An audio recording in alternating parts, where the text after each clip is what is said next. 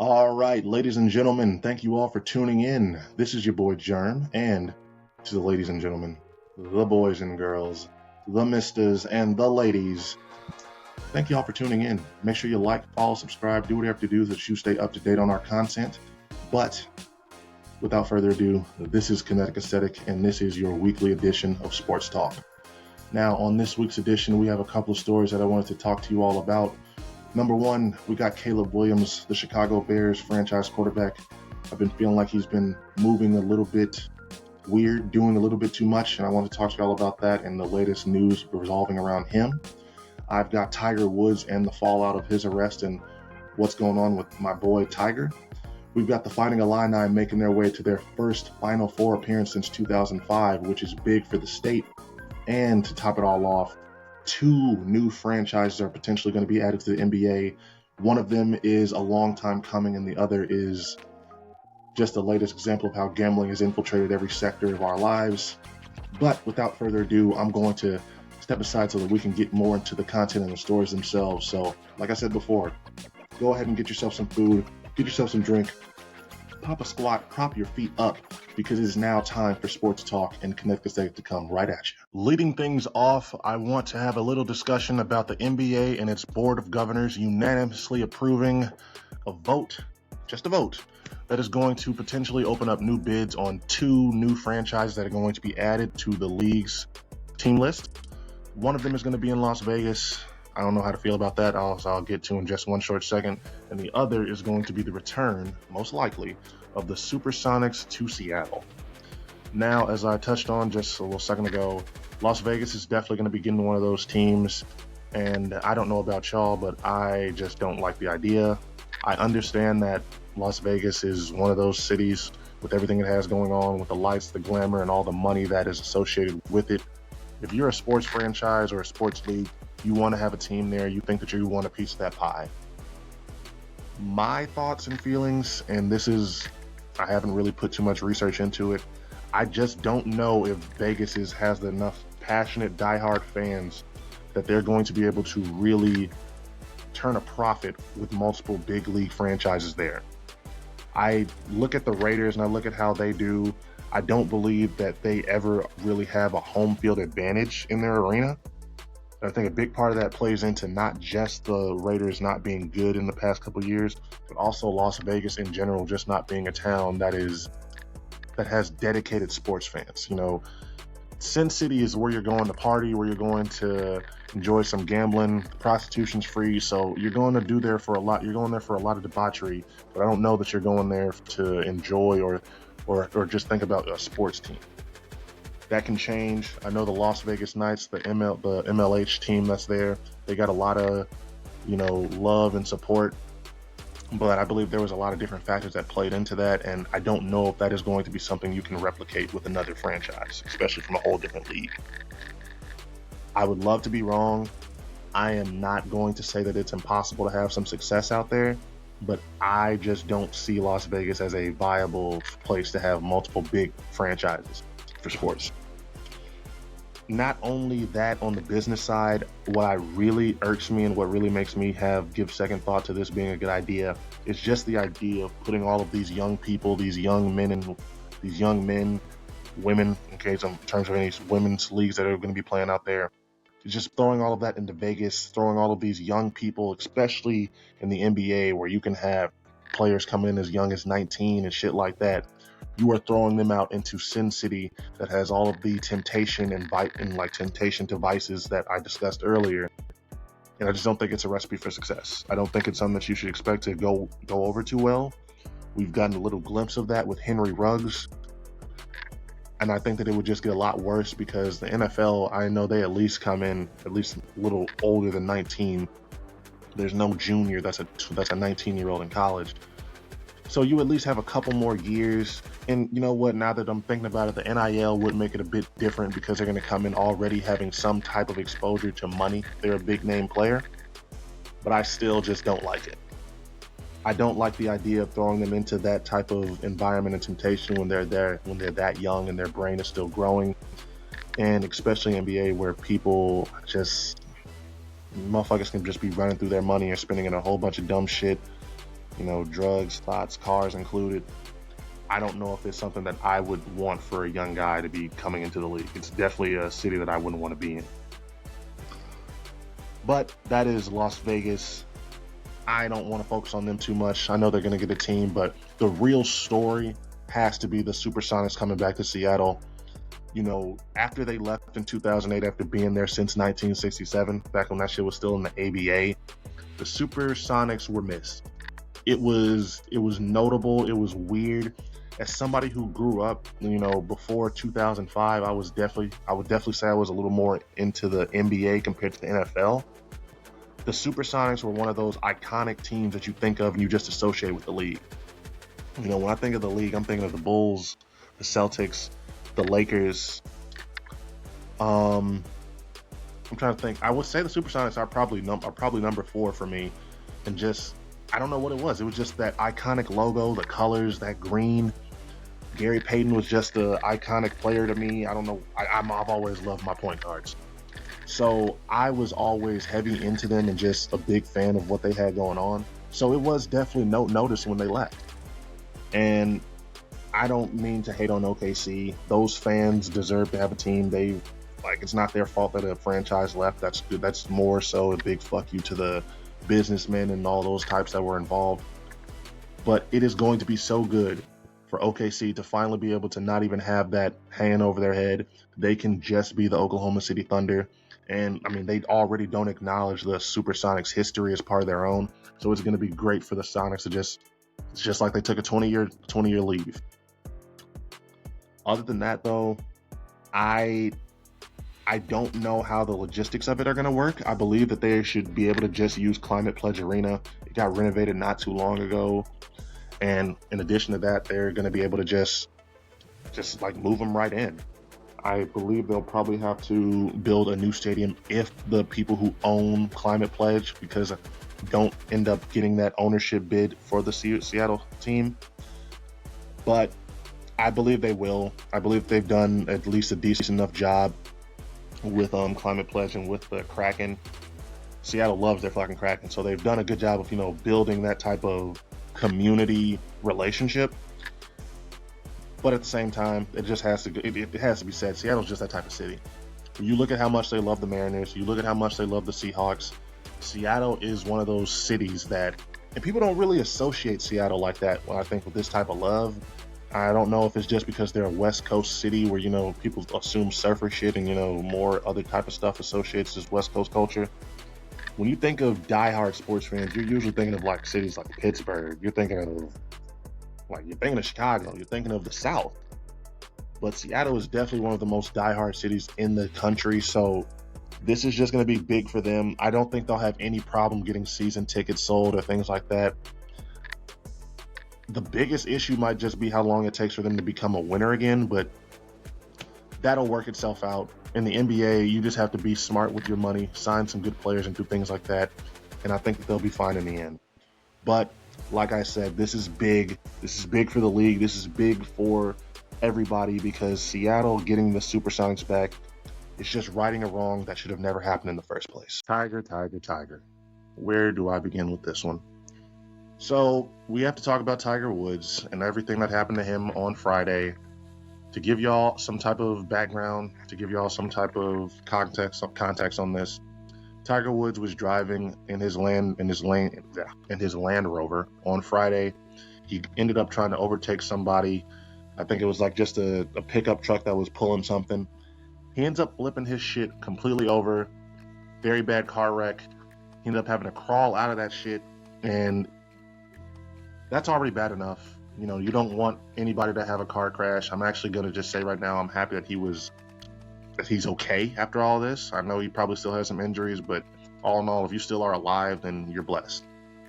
But once the cops got there and they started going through their whole process involving everything, they asked him to take a breathalyzer. After they had noticed that he was, a little impaired, people who were around it were just saying this guy was clearly just off. And he blew a 00 on that, but when they asked him to take a urine test, he refused. And so after he did this, they decided to charge him with not only a DUI, they charged him with property damage and a refusal to submit a lawful test. He was arrested, and the nigga was in jail until 11 p.m. that day. They say he was cooperative, but he was trying not to incriminate himself. And this is not the first time that Tiger Woods has found himself in this type of shit. As we all know, I want to say that was over a decade ago when he first got into that car crash after his wife went after him with a golf club. Then we've had the cases of him falling asleep in his car, of him just running into shit. He's had multiple car accidents to the point where even TMZ is reporting that people in his inner circle are just wondering why the fuck he doesn't get a car. Not get a car, but get a driver. And the reason that I'm reading, this is just reports, so I'm not going to try to just pass off as fact. But the reports are that he just doesn't want anyone to know just know what's going on with him or be in his business. And that is highlighting what is very clearly the problem with this man right now, is that he's got demons that he's fighting that he doesn't know how to get help with. He doesn't know how to just accept the help, or maybe he doesn't want it. But either way, there's too much shit on Tiger Woods' plate right now that he's trying to deal with, and he doesn't need to be golfing right now. He needs to be in therapy. He needs to be in rehab. He needs to be getting right with himself, because this is actually just sad. It didn't really register to me before I started doing research into this just how many more car accidents he's been in. This one that happened on Friday is probably like his fourth or fifth one since the start of the decade. And listen, the one that he was involved in back in 2021, he already suffered serious injuries to his lower body. He had several broken bones, and he had to have a fucking surgery just to get all that fixed. So I'm not going to doubt that, some of those pain medications that he was getting prescribed to, he's probably started abusing. Again, I'm not trying to pass this off as fact. I'm just trying to go based off of everything we know. He's already been found falling asleep at the wheel. He's already had this happen where people noticed that he was impaired. If it is not alcohol that is leaving him this impaired behind the wheel, it's got to be some type of pill or medication. And at this point, I just really want Tiger Woods to get some fucking help. I am not somebody who is big into golf. I am not someone who really follows it or knows too much about it. But Tiger Woods is an inspiration. Growing up, seeing him do what he did, seeing him just be a black golfer, I always remember my aunt putting me on and just hyping him up to me. And like I said, I didn't know much about golf, but I knew that Tiger Woods was Tiger fucking Woods. And so it would be a real shame for him to just dim the light on his legacy, and honestly more so on his own life, by allowing it to just be derailed and ended by substances and just the inability to really help yourself. I know it's deeper than that. I know it's not easy for somebody who's got this type of dependence issue to really notice it, to recognize it, and to go and get that help. But Tiger is definitely trending in the wrong direction, and this shit is starting to get bad. His girlfriend that he has right now, I guess her last name is Trump. I don't think she's related to the family, but she is apparently almost ready to be done with him because of it. So it's not like he has a great support system. I'm not saying that to say anything negative about her, but just it's not like he's going to have great people around him if he continues to keep this up. So this is definitely looking like this is one of those, you need to get right now, otherwise you are going to just continue to spiral further and further moments for him.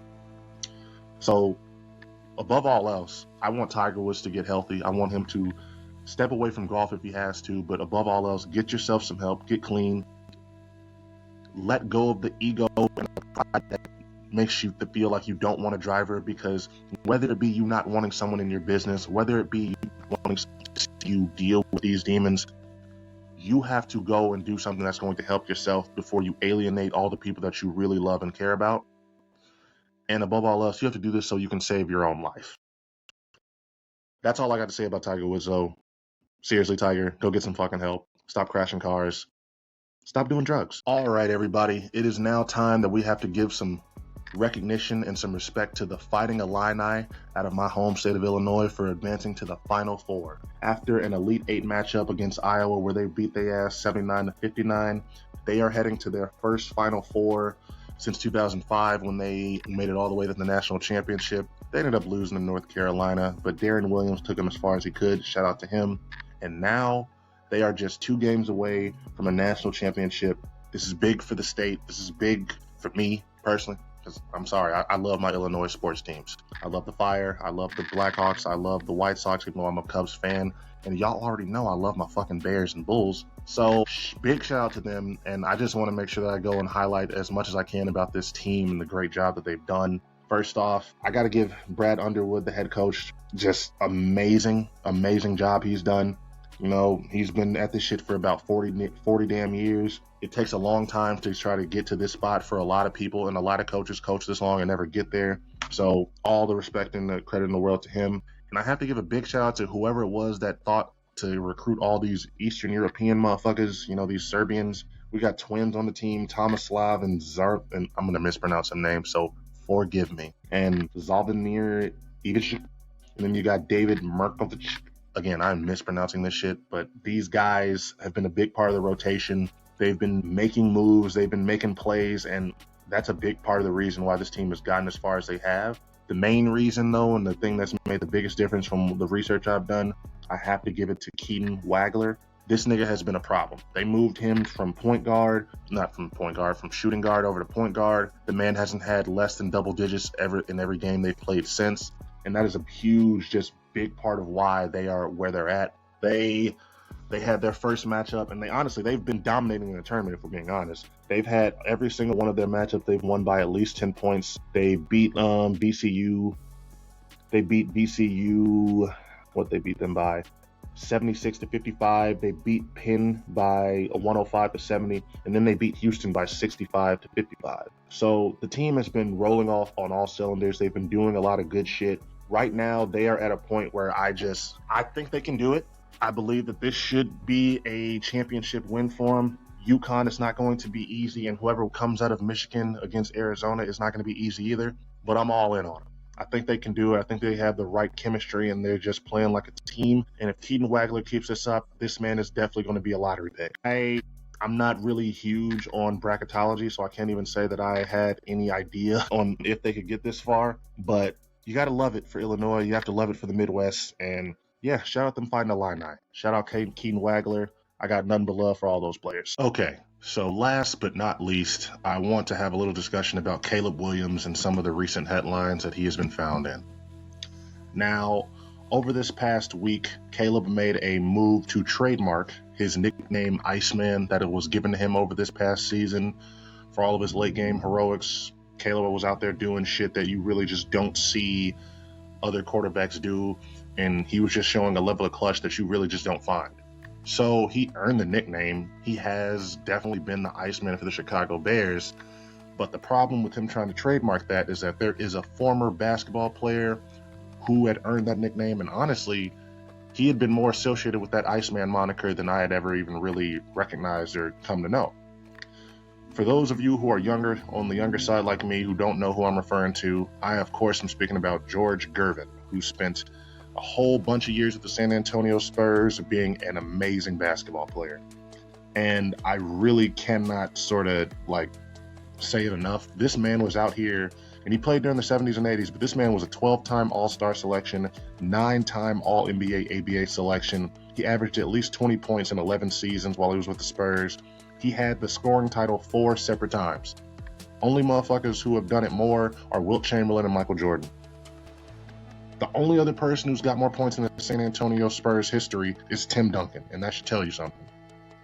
So, George Gervin, for all intents and purposes, he had earned that nickname Iceman. Like, this was back before Caleb Williams was even born, where this man was having posters of himself being called the Iceman, attaching his name to it and shit. This nigga was the Iceman. So I understand where he is coming from. I understand why he is sort of going against it.